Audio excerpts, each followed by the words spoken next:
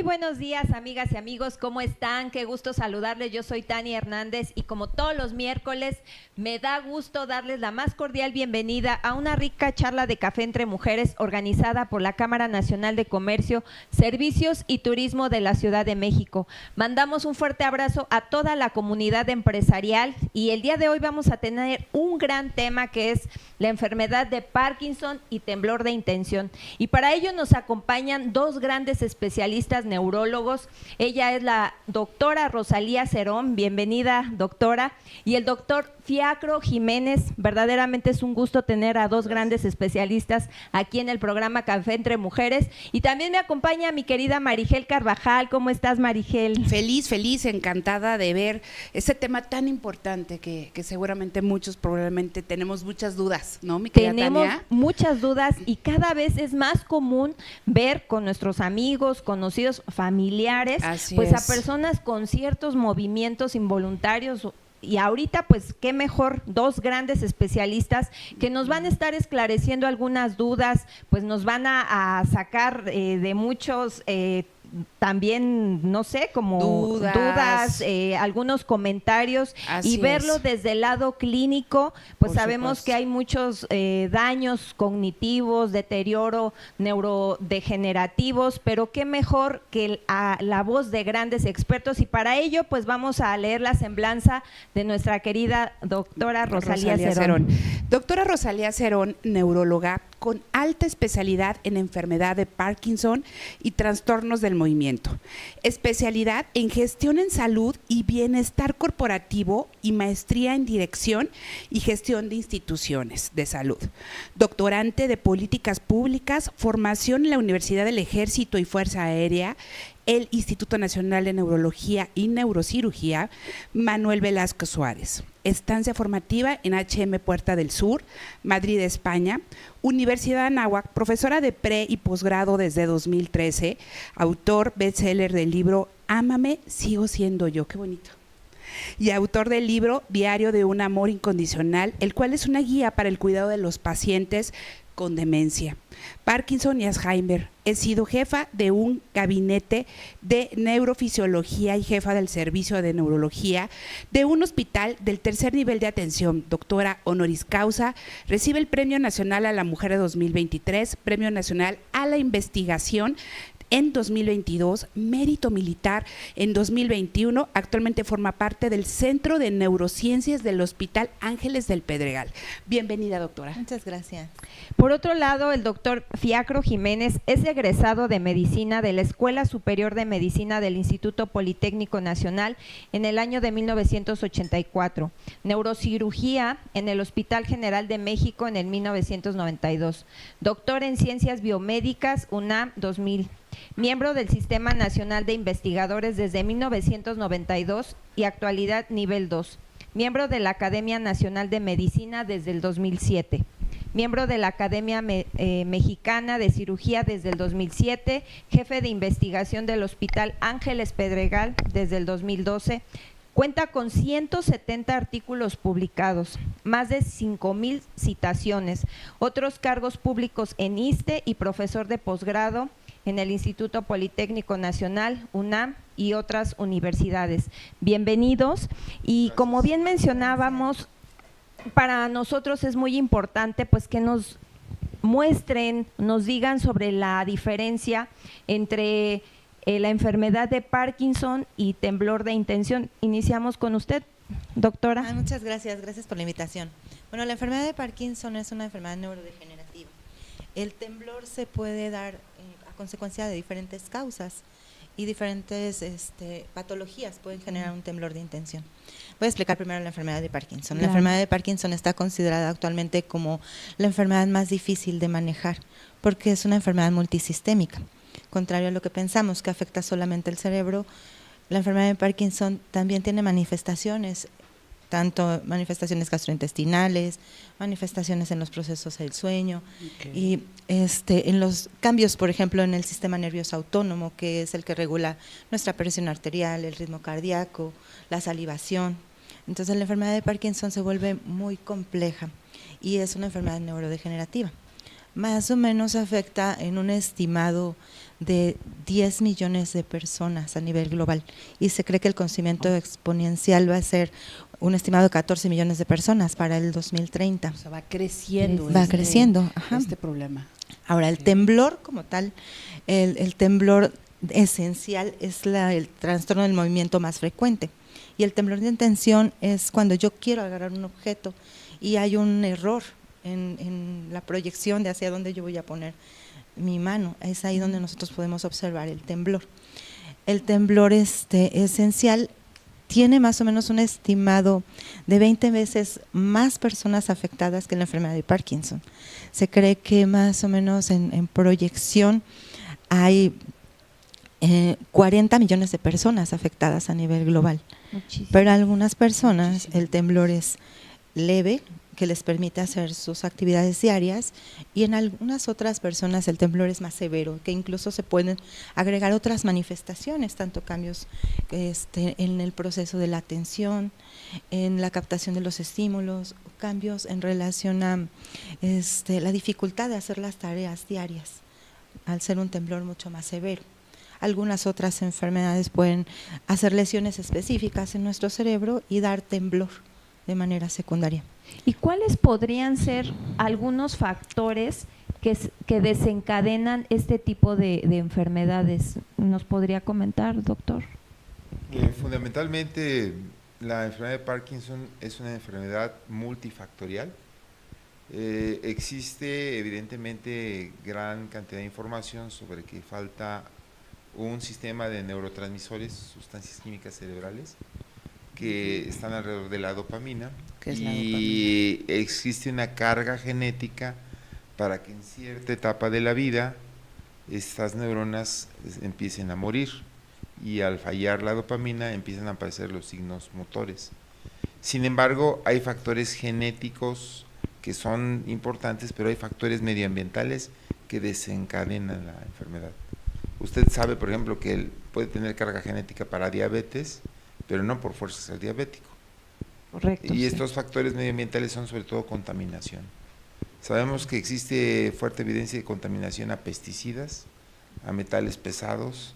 Estamos platicando con la doctora Cerón de ciertos contaminantes centela, medioambientales, y bueno, en fin, eso es. Ahora, en temblor esencial es fundamentalmente genético, y yo creo que sería el estrés, ¿no? La Acercarse carga del un poco estrés. más. Que me acerque el… Sí. Sí, Sí. así es. La dopamina, doctor, algunos no sabemos exactamente cómo, en qué consiste. Si nos pueden explicar Claro. de alguna manera para poder entender un poco más en qué consiste este tema de la dopamina y poderlo comprender para el tema del Parkinson y este Sí, padecimiento. claro. Nuestro cerebro necesita una serie de neurotransmisores para poder funcionar y hacer esa conexión que necesitan nuestras neuronas. Con el cerebro. Una es la dopamina, que tiene implicaciones en relación al control del movimiento. Okay. También tiene implicaciones en relación a factores emocionales, a regular cierto condiciones que a mí me hacen sentir bien. Entonces la dopamina tiene varias características muy especializadas, pero a mí me gusta puntualizar que nuestro cerebro es como si tuviéramos una orquesta tocando muy perfectamente. La dopamina, la serotonina, la noradrenalina, la acetilcolina y algunos otros neurotransmisores. Si mi orquesta genera un buen sonido y todo está perfecto, no va a haber alguna manifestación que me incomode. La dopamina en la enfermedad de Parkinson pues empieza a tener alteraciones en sus niveles y de manera secundaria va a impactar en los demás neurotransmisores a largo plazo. O sea, primero se destaca la dopamina y después se empieza a afectar específicamente en enfermedad de Parkinson. Hablando de temas de Parkinson. Claro, en enfermedad de Parkinson específicamente, y esto ocurre, y las teorías que hay hasta ahorita en relación a la enfermedad, es que de cierta manera hay dos mecanismos en donde empieza la enfermedad, que es en el bulbo olfatorio, en la nariz, y en la vía gastrointestinal. Eso es. Ocurren factores preinflamatorios y factores genéticos que nosotros ya tenemos como también muchas veces la predisposición, y esto es un camino que ocurre muchas veces desde 10 o incluso hasta 20 años antes de que aparezca el temblor, la rigidez. Antes del temblor ya la enfermedad apareció. Así es. Antes de que- la manifestación. Exacto, Así es. exactamente. 10 años antes. Ay, O sea, 10 años y en estos casos, porque vemos, y ahorita lo mencionaban, el tema del estrés, que cada vez más población está siendo afectada por el estrés. Sabemos que todo el mundo andamos corriendo de aquí para allá, el tráfico y toda la serie de actividades, aquí nuestra comunidad empresarial, que pues todas estas presiones, ¿qué tanto podemos dejar pasar a lo mejor algún movimiento? Porque la gente por el estilo de vida tan acelerado que trae, luego minimiza ciertos síntomas. Entonces, que ya pasó el tic, que a lo mejor no se le hace mucho caso, no duerme bien, ya es común a veces el insomnio.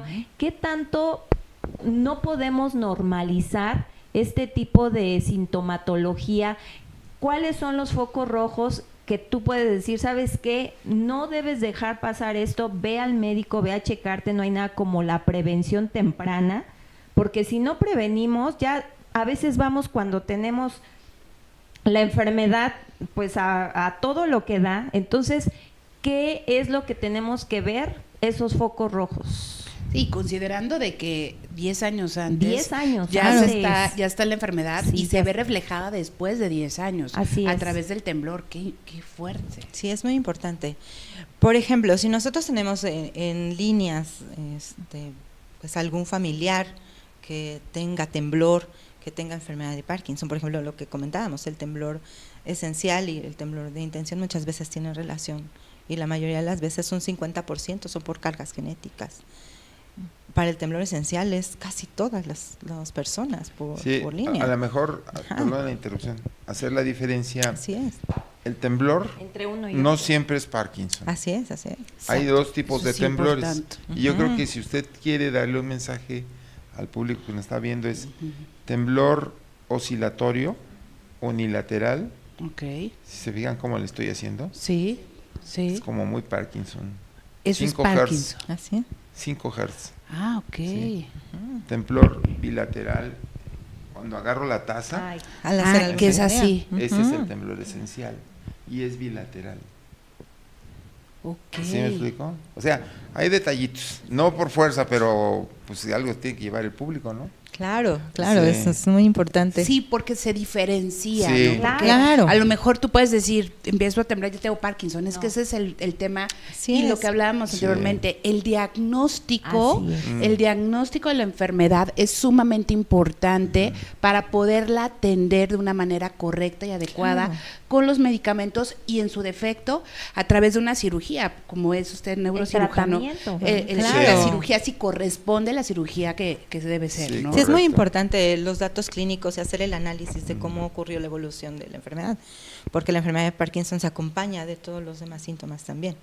El temblor de intención muchas veces se puede parecer mucho a la enfermedad de Parkinson, y muchas veces no tenemos el feeling tan experto, y podemos clasificar un diagnóstico que no es el correcto. Y es un mal diagnóstico, ¿cierto? Correcto. Y obviamente el tratamiento es Sí. equivocado. Si Así ustedes es. vieran cuántos pacientes yo he visto con Parkinson de años tratados como Parkinson, que no son Parkinson, Así. o viceversa.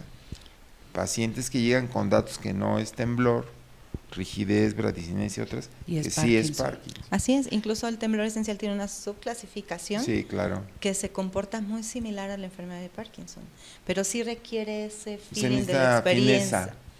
De la experiencia. O la coexistencia. Claro, Puede haber así temblor de es. Parkinson y temblor esencial. Así es. Los dos. Pueden Al haber mismo los dos, tiempo. sí. Y puede haber, Pueden haber los dos. claro, Sí. y puede haber otras condiciones clínicas Mm. que simulen la enfermedad de Parkinson. ¿Cuándo No es, es tan simple. ¿cuándo No es es tan que simple. aplica una cirugía? ¿O cómo funciona? Usted que es neurocirujano, ¿cómo, Sí. cómo aplica ese diagnóstico? Sí, a mí me gustaría a lo mejor también previo a la cirugía, ¿cómo lo diagnostican? A lo mejor qué estudios previos Exacto. se pueden realizar los pacientes, no sé, alguna tomografía. Para poder llegar a esa la conclusión. resonancia sí. magnética, ¿cómo lo Yo diagnostican? creo que la doctora nos va a hablar muy bien de de diagnóstico y tratamiento farmacológico. Y Y si quieren yo les hablo de Perfecto, Sí. me parece perfecto. El diagnóstico, como explicábamos, es sumamente complejo, incluso requiere escalas clínicas específicas y un entrenamiento en esa revisión clínica. El ir generando pues esa expertise nos va a poner hacia el mejor diagnóstico. Hay estudios en los que nos apoyamos para descartar algunas otras condiciones que estén simulando la enfermedad. Hay estudios específicos, muy, muy especializados, para medir específicamente la dopamina que tenemos y descartar algunas otras condiciones. Y ahorita estamos en la era de pues toda la condición genética que viene ya mucho más accesible que anteriormente. Y otra cuestión que está habiendo mucho es sustancias que se llaman biomarcadores.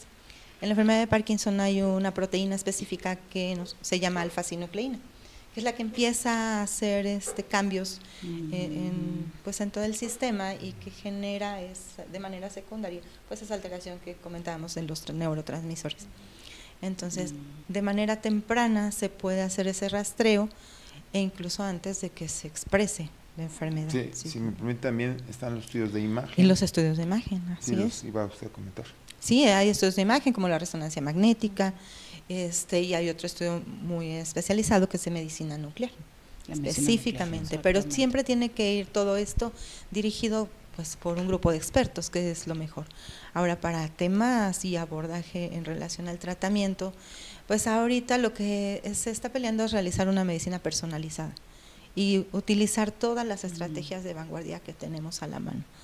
Anteriormente, pues sí, muchas veces teníamos pues limitación tal vez en estudios, en cuestiones genéticas y en biomarcadores.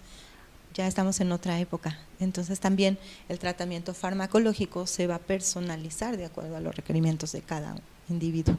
Y también, hablando un poco de tratamiento, está la parte farmacológica, pero también terapias de ejercicio, ¿eso también ayuda? No, sí, claro. O sea, me imagino Ajá. que deben de ir como un poco de la mano Sí, sí, sí. con ese tipo. O Sí, sea, sí. está la parte farmacológica y aparte está la terapia, ¿no? De ejercicio. Así es, por eso es muy importante el establecer grupos multidisciplinarios sólidos. Ok. Eso es lo que va a hacer la diferencia realmente para las evoluciones. Llevar de la mano muchas veces sobre una línea a la persona, pues no es lo mismo que podamos implementar estrategias quirúrgicas con una persona que sea experta en el tema, que alguien lleve la batuta en temas de rehabilitación, que alguien lleve la parte emocional y la parte cognitiva, pero sobre todo toda esa red dirigida por la persona que padece la enfermedad y la familia. Exactamente. Entonces, los tratamientos son variados, medicamentos, hay bombas de infusión incluso continua para evitar esos niveles fluctuantes de dopamina, y pues las estrategias quirúrgicas, que es lo que está ahorita. Sí, bueno, actualmente comentarles que estamos en el Centro de Neurociencias del Ángeles y yo he sido neurocirujano de movimientos involuntarios toda mi vida, o sea, yo soy neurocirujano funcional, o sea, yo trato movimientos involuntarios como Parkinson, distonía, Tourette, en fin, otras enfermedades, epilepsia, difícil control, dolor neuropático y trastornos psiquiátricos. Esa es mi área. Dentro del Parkinson, yo he tratado muchos pacientes, pero la gran ventaja de trabajar en conjunto con un neurólogo o con un neurorehabilitador o con un neurogenetista o con un neuroradiólogo es abismal.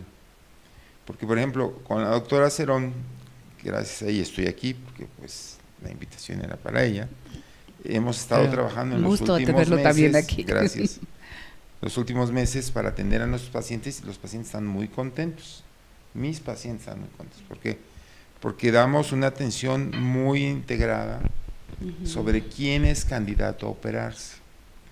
Primero tiene que haber un tratamiento, primero tiene que haber un diagnóstico certero, luego un tratamiento adecuado, personalizado, y si no responde, entonces ya va a cirugía.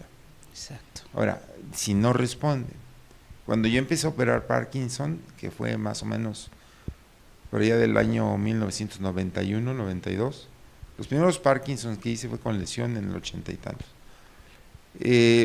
Nos mandaban a cirugía los neurólogos, los pacientes muy avanzados.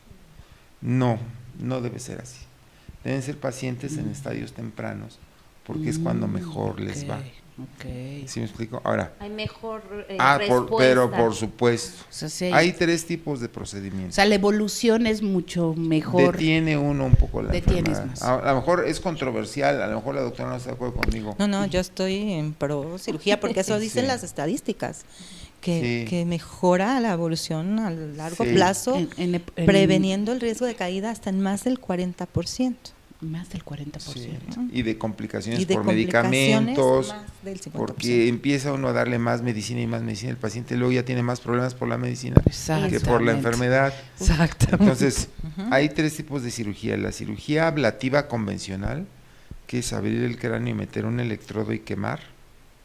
La cirugía Deep Brain Stimulation, o sea, estimulación cerebral profunda, que es colocar electrodos en sitios que bloquean, que balancean otra vez ese desbalance, esa orquesta que decía la doctora, que está toda desorganizada. Los electrodos con un marcapaso cerebral controlan otra vez. Y Marcapaso cerebral. es como un marcapaso cerebral. Y ahorita platicamos de. Y la última, que la doctora y yo, por eso nos conocimos, la doctora y yo. La doctora tiene alto entrenamiento en un sistema de lesión o neuromodulación intracerebral por ultrasonido. Se coloca un casco sobre la cabeza del paciente y manda ondas ultrasónicas a un sitio específico, sin abrir el cráneo.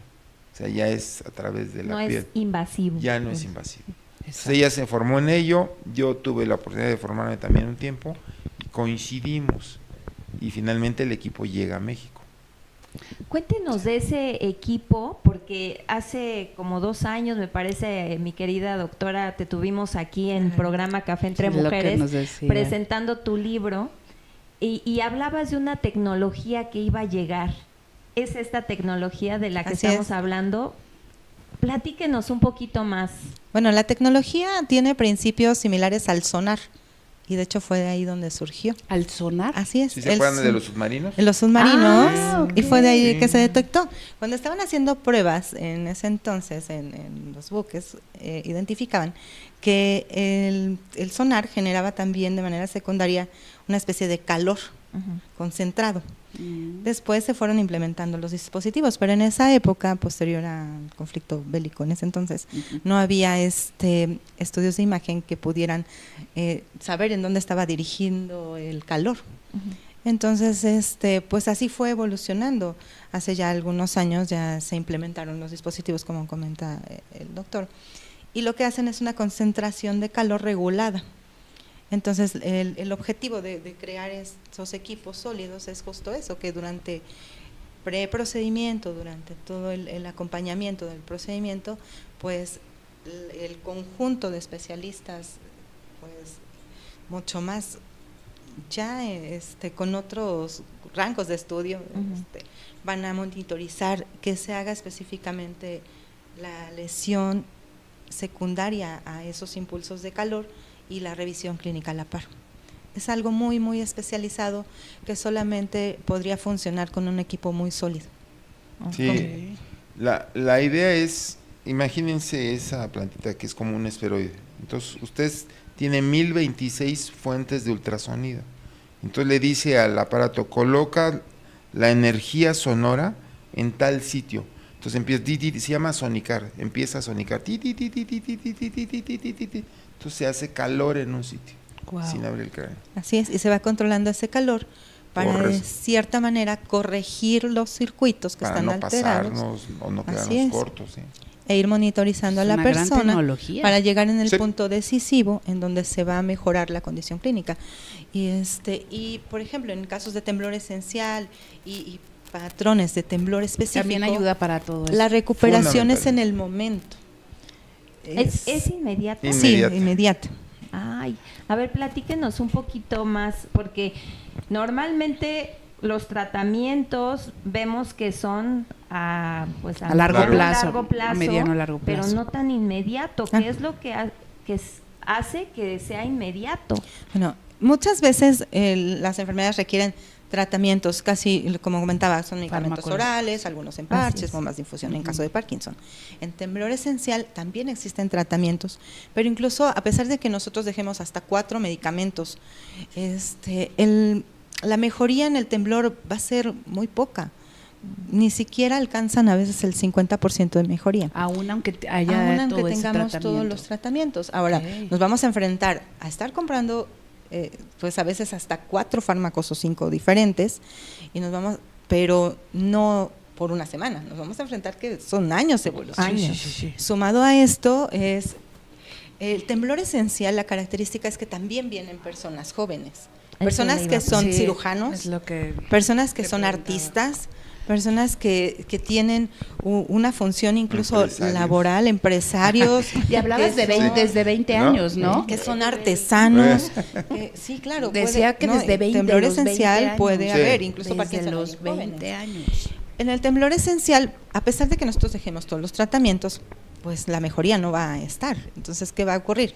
Que esas personas, incluso hay un estimado que de 1 de 4 personas pierde su trabajo. Deja de trabajar, replantea su vida, replantea sus objetivos por ese temblor. Ahora, esta tecnología lo que ofrece es eso. En una sesión que más o menos dura de 2 hasta 4 horas, mejorar en más de un 86 a 92% la característica de ese temblor. No se hace en los 2 lados, por eso hay unas indicaciones específicas. Pero ahorita los nuevos protocolos están interesante. Ha crecido mucho esto, porque al ser una tecnología que no es invasiva desde el punto de vista de que tiene que abrir el cráneo, porque yo soy cirujano, a mí me gusta cortar, hacer trépano y meter electrodos, ¿sí me explico? Me gusta. O sea, para eso estoy entrenado, ¿sí? Pero imagínense que a un paciente que tiene temblor, que no lo deja agarrar la taza, que no puede firmar, que le da pena, que se restringe, que tiene que... Entonces, te pongo en una cama de resonador, coloco un marco sobre tu cabeza, estás temblando y al tiempo que estoy sonicando, se quitó y está despierto el paciente. Wow.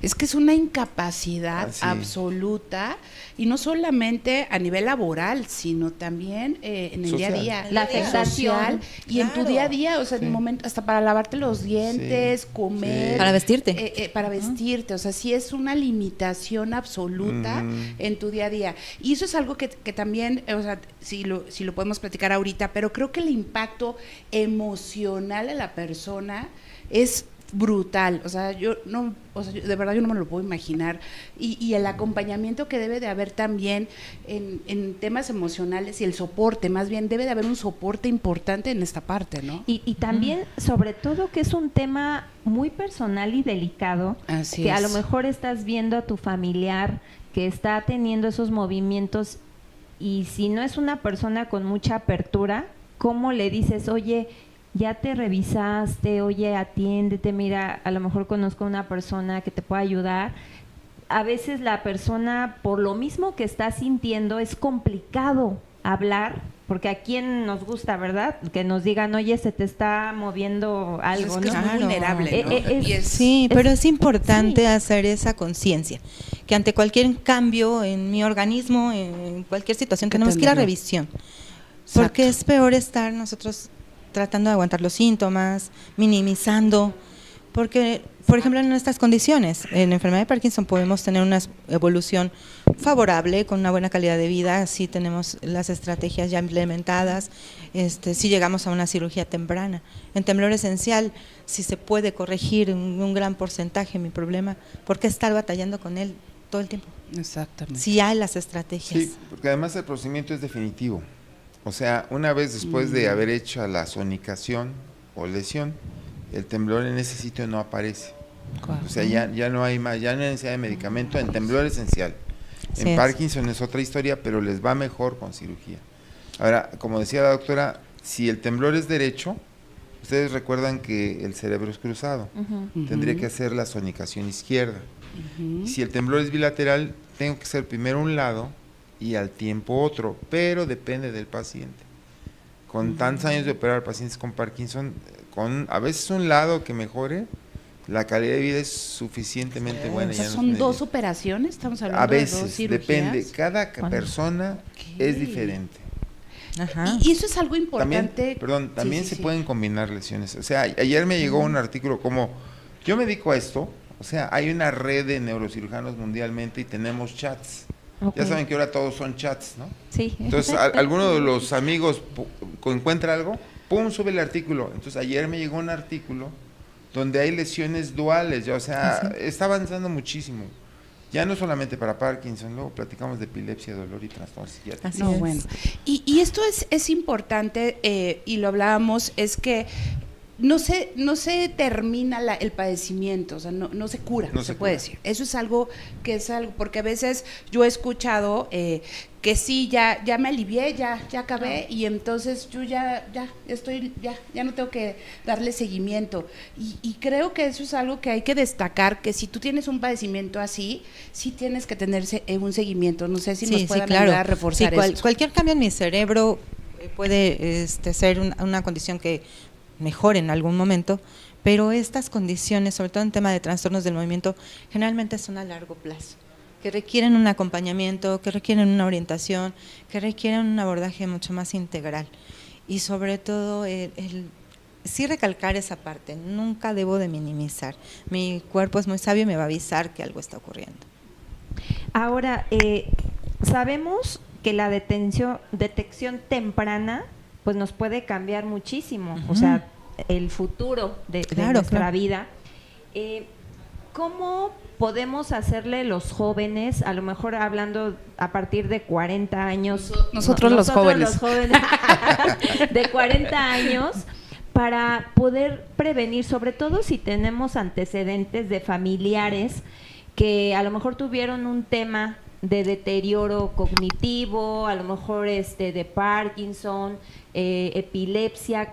¿Cuáles son las recomendaciones que ustedes especialistas nos podrían hacer para, pues, no detenerlo, porque sabemos que cuando ya está la programación genética, pues se puede detonar en cualquier momento, a lo mejor para evitar que tan temprano se dispare como este tipo de padecimientos? Sí, es muy importante. Por ejemplo, datos de alarma existen para detectar los síntomas de la enfermedad de Parkinson previo a la aparición del temblor, que son disminución en la capacidad de oler, en la percepción de los olores, alteraciones gastrointestinales, alteraciones en relación al sueño.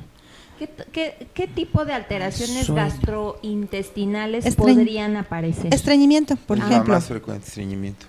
Si yo tengo una combinación de disminución de la capacidad de oler y estreñimiento, y tengo un familiar en línea directa con enfermedad de Parkinson, algo en mi cuerpo ya me está avisando. Hay Sí. otra condición muy importante en el sueño, que los sueños muy reales, muy vívidos, que sean muy repetitivos, también es un marcador.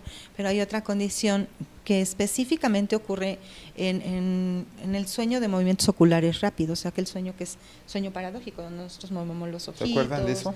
No, y no, a ver, Hay una etapa platíquenos. del sueño, es que veo su carita. Así como Sí. queremos saber más. Sí. El sueño tiene etapas. La etapa 1 y 2 está entrando. La etapa 3 es y la etapa 4 el paciente tiene el electro como si estuviera despierto. Así es. Y los ojitos bailan, tigui, tigui, tigui, se llama movimientos oculares rápidos. De hecho, hay un grupo de rock, ¿se acuerdan? IRM, ¿no? Ajá, REM. Good Rapid Eye Movements, ¿sí? ¿Sí? ¿Se acuerdan? Bueno. Sí. Bueno, ok. En esa etapa mucho eso. tenemos en teoría ensoñaciones, o sea, estamos soñando, Ajá. pero en esa etapa debemos estar atónicos, no movernos. Sin movernos. Pero en el Parkinson Ahí te mueves. se mueve. Sí, yo puedo estar soñando que me salgo a la cocina, me sirvo un café y es justo lo que estoy haciendo, pero estoy dormido. Estás dormido. Una parasomnia, sí. Eso es una señal Eso de es alarma. una señal de alarma y esta fue escrita desde ya hace muchos años, en sueño REM, en el Sí, sueño REM. 1953. Ok. Pero muy discúlpeme, interesante. ¿no? Hay otro dato que yo he encontrado y también he leído, depresión, Ajá, trastorno así es. depresivo. O sea, fíjese, tengo un familiar con Parkinson, no huelo bien, tengo estreñimiento, tengo trastorno del sueño y tengo tendencia a la depresión. Sí, algo está pasando y Parkinson. tengo que ir a revisar. Parkinson, es casi... Ajá. Muy seguramente. O sea, hay Habría como que hacerse, que vayan con la Pues es doctora como el Cerón. checklist, ¿no? Sí. Que vayan con la es. doctora Claro. Cerón. Como hay que ir. Y hacerse Ahora, los estudios yo quiero- preventivos, Claro, ¿no? claro. Yo quiero agregar otro punto importante. Ajá. Pues recientemente tuvimos la crisis sanitaria y Ah, personas sí, sí, que correcto. tuvieron más de 2 COVID. semanas de disminución en la capacidad de oler forzosamente tienen que pasar una revisión con un neurólogo. ¿Ah, sí? Sí. Sí. O sea, más de 2 semanas sin capacidad de doler. Sin capacidad de doler, o que Wow. incluso persisten a la fecha con disminución en la capacidad de doler, tienen que ser revisados por Bueno, yo por tuve un O como sea, sí hay una datos, semana. sí hay datos. Lo que pasa es que las personas Ujú, no saben, así pero es. sí pueden tratar de saber antes. Entonces, esos son respecto a Parkinson. Y en Mm. el tema del temblor, Del temblor, exacto. El temblor esencial, si a mí me está limitando a hacer algún movimiento, a escribir, a abrocharme los botones, hacer alguna tarea específica, normalmente es cuando buscamos ayuda. El temblor Exacto. esencial tiene una historia diferente. Así es. Ujú. El Parkinson empieza en personas arriba de los 50 años. ¿no? Ok. Ajá, sí es más común, también puede Y haber en casos general, en ¿qué es lo que jóvenes. Hay, dice? hay gente joven, Que pero no todavía lo hay común. 20 años, pero el común Así es arriba de Sí, así 50. es, así. 50, 55 por 60 ahí, años. sí. Sí, sí, sí. ok. En cambio, el temblor esencial es muy temprano, también tiene antecedentes familiares, es bilateral y empieza muy suavecito, suavecito, pero con el tiempo se va haciendo hasta que agarro esto y se me O sea, sube. tantito Claro. empiezas a sentir un Sí. cierto temblor, Y tienes que no atenderte. dejarlo. Ahora, Atiéndete. justo esto que decimos, este tipo de enfermedades avanzan con el paso de los años y no se tratan. Aquí sabemos que el medicamento no te va a curar, ¿estamos de acuerdo? Pero sí se puede detener hasta cierto punto. ¿Qué porcentaje a través del medicamento, de los tratamientos tomados, se puede detener? O sea, ¿qué tanto puedes, definir que no avance más? En temblor esencial, como me explicaba hace ratito, no hay una mejoría más allá del Son 60%. 40% decías, sí, ¿no? entre 40 y 50%. En Parkinson, muchas veces, a pesar de que se hagan las técnicas quirúrgicas, se tiene que seguir dando el acompañamiento con fármacos en algunas. Siempre. Sí, es Ajá. lo que dices. Porque O sea, no hay que dejarlo. Ajá, exacto, Siempre, tiene que sí. dar esa medicación para corregir algunas otras cuestiones que se vayan presentando. No hay un determinado en Parkinson de que a partir de este porcentaje de mejoría en tratamientos, porque al ser una enfermedad sistémica y sumamente compleja, es muy difícil medir ese porcentaje, porque una persona puede evolucionar muy bien solamente con un medicamento más cirugía, y otra persona puede necesitar 4 Sí. medicamentos más cirugías duales. Hay muchos tipos de Ujú. Parkinson. Ujú. No hay Eso es otra no es cosa. uno Así solo, es. porque También eso es como importante. dijo la doctora acertadamente, Ujú. es falta de dopamina, pero luego hay otros neurotransmisores como noradrenalina o serotonina que se unen y empieza a haber otras alteraciones. Hay un Parkinson que tiene mucha tendencia a la depresión y a la ansiedad, hay un Parkinson que tiene mucho trastorno gastrointestinal, hay otros que son muy benignos, o sea, no es fácil. Ahora, menciona este tema la importancia del estómago. Mm. Por ahí había escuchado que era como un segundo cerebro, ¿no? Que decían. La importancia de lo que comemos, ¿no? A veces recomiendan que los probióticos. ¿Qué tanto podemos también prevenir a través de la alimentación? O sea, porque muchas personas no son conscientes de lo que comen diariamente, o a veces por las prisas comen en la calle cualquier cosa. Entonces, ¿qué tanto ustedes nos pueden recomendar qué comer, qué no comer para a lo mejor prevenir? ¿Sí se puede prevenir a través de la alimentación? Difícil. ¿O es como...? Sería muy complicado, porque de entrada tenemos actualmente ya también la corriente de que la alimentación también tiene que ser personalizada y que incluso en un análisis específico para ver si yo tengo alguna intolerancia alimentaria en algún sentido. Lo que se recomienda de cierta manera es que el estilo de vida sea lo más saludable posible. Y el alimentación azúcar, lo ¿no? más Que decías saludable. que el azúcar que es un y deterioro adaptada pues a cognitivo. cada uno de mis organismos. Muchas veces por cuestiones laborales, escolares, etcétera, pues es muy difícil llevar una estructura alimentaria adecuada. Ujú. Pero sí buscar una guía de alguien experto en nutrición para estrategias preventivas en temas Perfecto. alimentarios. Perfecto. Ahora, doctor, en este sentido, ustedes, ¿qué propuesta nos traen también a la comunidad empresarial? Porque platicando con la doctora Rosalía, a lo mejor el tema de la detección, el diagnóstico, ¿hay alguna propuesta a nuestra comunidad empresarial para aquellas personas que Pues, tienen a lo mejor un foco rojo, puedan detectarlo? Permítame, doctora. Sí, sí, no, la claro, verdad claro. es que trabajamos muy bien con la doctora. Estamos viendo pacientes en conjunto y creo que la propuesta de la comunidad empresarial es que se acerquen a la doctora y veamos primero el diagnóstico. Ella es una experta y evidentemente miren, de verdad, cuando dice, ¿sabe qué? Este paciente es quirúrgico, me llama y a ver, dije, sí, y a ver, espérenme, ¿por qué no hacemos esta prueba? Justamente esta semana, ¿no? Sí. Me decía, doctor, este paciente tiene que ir a derivación, espéreme, ¿qué le parece si hacemos una punción? Hicimos la punción, mejoró, es quirúrgico, doctora. ¿Sí me explicó? O sea, la propuesta es, acérquense con nosotros. Así es. Los vemos en equipo, vemos que dentro de toda la posibilidad diagnóstica, les hablan, hay alguna opción de diagnóstico o tratamiento y la haremos lo más rápido que se pueda. En México se pueden hacer cosas que se están haciendo a nivel mundial. Padrísimo. Eso creo que a lo mejor esa es la otra propuesta. Ya no estamos tan en pañales como… Eso es importante. Eso es muy Claro, bueno, o sea, para hay que nos cosas sintamos aquí bien tranquilos importantes. con eso. Y ahorita ya estamos terminando el programa y me gustaría un poco nada más abordar rápido los cuidados que tienes que tener tú, como si tú tienes el padecimiento, y los cuidadores, porque ya que tienes el problema, y cómo también los cuidadores pueden ayudarte para sobrellevar este tema, ¿no? Esta situación. Sí, existen redes de apoyo que también igual nuestro equipo tiene mucho cuidado en darle todas las estrategias ya personalizadas a cada una de las personas que padecen la enfermedad. Y aparte, pues el tema de los cuidadores es muy sensible, porque incluso también pueden tener desgaste.